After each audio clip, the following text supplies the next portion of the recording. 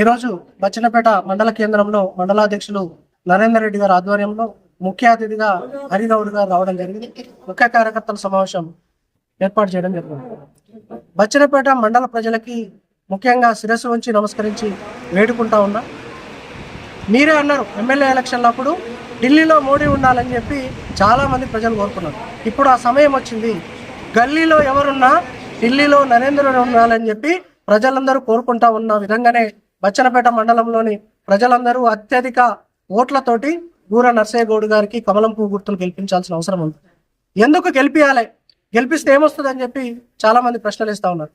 కాబట్టి కొన్ని భారతీయ జనతా పార్టీ సమాధానాలు చెప్పడానికి సిద్ధంగా ఉంది. కాబట్టి ఏదైతే వరి కొనుగోలు కేంద్రాల్లో మద్దతు ధర ఇచ్చి మద్దతు ధర పెంచుకుంటూ ప్రతి సంవత్సరం ప్రతి కారు ఒడ్లు కొనుగోలు చేయాలంటే, పంటలన్నీ కొనుగోలు చేయాలంటే కమలం పువ్వు గుర్తు నరేంద్ర మోడీ గెలవాల్సిన అవసరం ఉంది. పంట నష్టం జరిగితే పంట నష్ట బీమా అందాలంటే నరేంద్ర మోడీ గెలవాల్సిన అవసరం ఉంది. అదేవిధంగా మనకు పంటలు పండించడానికి కావాల్సిన ఎరువులు సబ్సిడీ రూపంలో ప్రతి ఎకరాకి 20,000 రూపాయలు ప్రతి కారుకు రావాలంటే నరేంద్ర మోడీ కమలం పువ్వు గెలవాల్సిన అవసరం ఉంది. మనకు ఆపద వచ్చినప్పుడు హాస్పిటల్కి వెళ్ళి బిల్లులు పే చేయలేకపోతా ఉన్నాం, కష్టాలు పడతా ఉన్నాం. కాబట్టి 5 లక్షల రూపాయల ఆయుష్మాన్ భారత్ కార్డు రావాలంటే నరేంద్ర మోడీ కమలం పువ్వు గెలవాల్సిన అవసరం ఉంది.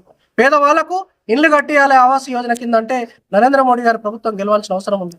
అదేవిధంగా మనందరికి కష్టం వస్తే ఆ రామునికి మొక్కుతాం. రామునికి కష్టం వస్తే నరేంద్రుడు అక్కడ రామరాజ్యాన్ని నిర్మించింది. కాబట్టి ఆ రామరాజ్య ఏదైతే నిర్మాణం జరిగిందో అక్షంతలు అందరం కలిసి పాల్గొన్నాం. రాముని యొక్క గుడిలో కూడా అందరి పాత్ర ఉంది. కాబట్టి దానికి కూడా మనం రుణం తీర్చుకోవాలంటే కమలం పువ్వు గుర్తు కోటేయాల్సిన అవసరం ఉంది. దేశం ఆర్థికంగా అభివృద్ధి చెందాలంటే, మహిళలకు 33% రిజర్వేషన్ జరగాలంటే, ఈరోజు మైనార్టీలు ముందుకెళ్ళాలి, సంక్షేమంలో ఉండాలి, అభివృద్ధిలో ఉండాలంటే నరేంద్ర మోడీకి కమలం పువ్వు గుర్తు కోటేయాల్సిన అవసరం ఉంది. వీళ్ళు చెప్తా ఉన్నారు మొన్ననే ఏర్పడ్డ కాంగ్రెస్ పార్టీ, కాంగ్రెస్ ప్రభుత్వం చెప్తా ఉంది అన్ని అబద్ధాలతోటి ఏదైతే కేసీఆర్ 10 ఏళ్ల పరిపాలన అబద్ధాల పునాదులపై నిర్మాణం జరిగిందో, అదే విధంగా రేవంత్ రెడ్డి గారు కాంగ్రెస్ పార్టీ, కాంగ్రెస్ ప్రభుత్వం అబద్ధాలు చెప్పి మరొకసారి ఎలక్షన్లకు వస్తా ఉంది. 100 రోజులలో అన్ని హామీలు నెరవేరుస్తా అన్న కాంగ్రెస్ పార్టీ ఒక్క హామీని కూడా పూర్తి స్థాయిలో నెరవేర్చలేకుండా ఫెయిల్ అయింది. ఈరోజు ఏం చెప్తా ఉన్నారు, రాజ్యాంగాన్ని మారుస్తారు, భారతీయ జనతా పార్టీ వస్తుందని చెప్పి ఒక అబద్ధాన్ని ప్రచారం చేయబోతా ఉన్నారు. అది తప్పుడు ప్రచారం. రేవంత్ రెడ్డి అంటేనే తప్పుడు అంటేనే కాంగ్రెస్ పార్టీ. కాబట్టి ప్రజలారా తప్పుడు ప్రచారాన్ని నమ్మొద్దు. 400 సీట్లతో దాదాపుగా ఎన్డీఏ ప్రభుత్వం గడిచిన 10 ఏళ్ల నుంచి నడుస్తూ ఉంది.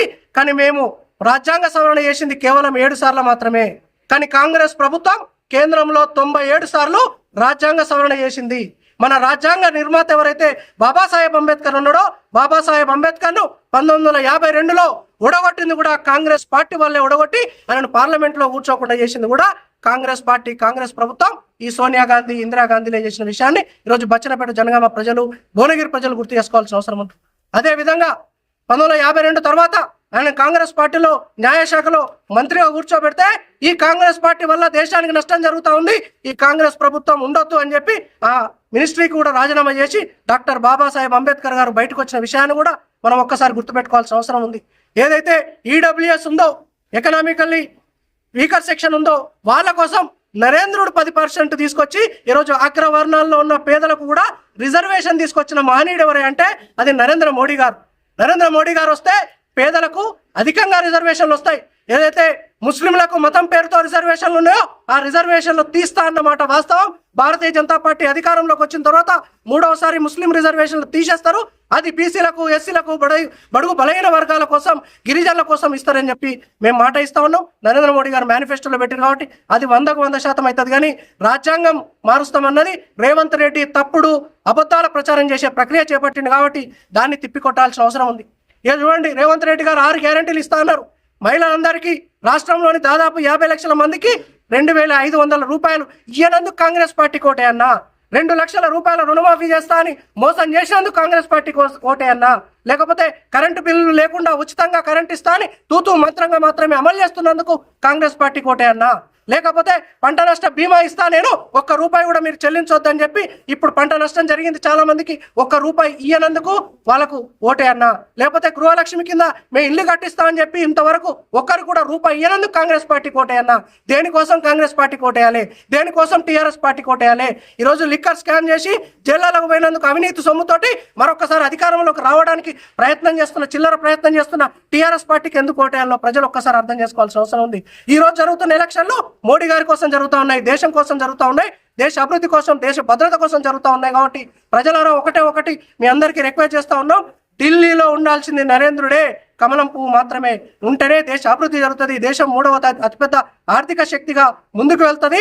100% సంక్షేమ పథకాలు అమలు వెళ్తాయి. పేదవాళ్ళు అంత్యోదయ, ఏదైతే చిట్ట చివరి పేదవాడు ఉంటాడో ఆ పేదవాడు ముందుకెళ్ళాలంటే, చదువుకోవాలంటే, ఉద్యోగాలు రావాలంటే, బిజినెస్లో ఉండాలంటే, మంచి ప్లేస్లోకి వెళ్ళాలంటే, దేశంతో పాటు వ్యక్తి వికాసం జరగాలంటే అది కేవలం కమలం పువ్వు గుర్తు నరేంద్ర మోడీ భారతీయ జనతా పార్టీ వల్లనే జరుగుతుంది. కాబట్టి ప్రజలందరూ ఈ విషయాలను గమనించి, జరుగుతున్న ఎలక్షన్లు ఢిల్లీకి జరుగుతూ ఉన్నాయి, ఢిల్లీలో ఉండాల్సింది మోడీ. కాబట్టి అందరూ కమలం పువ్వు గుర్తు కోటేయాలి. రాబోయే రోజుల్లో కార్యకర్తలందరూ సంఘటితంగా ఎలాంటి విభేదాలు లేకుండా ఇంటింటికి వెళ్ళి, డోర్కి వెళ్ళి కమలం పువ్వు గుర్తు కోటేయాలని చెప్పి ప్రతి ఒక్కరికి దండం పెట్టి నమస్కరించి కోరుకోవాలని చెప్పి కార్యకర్తలను కోరుకుంటూ భారత్ మాతాకి జై.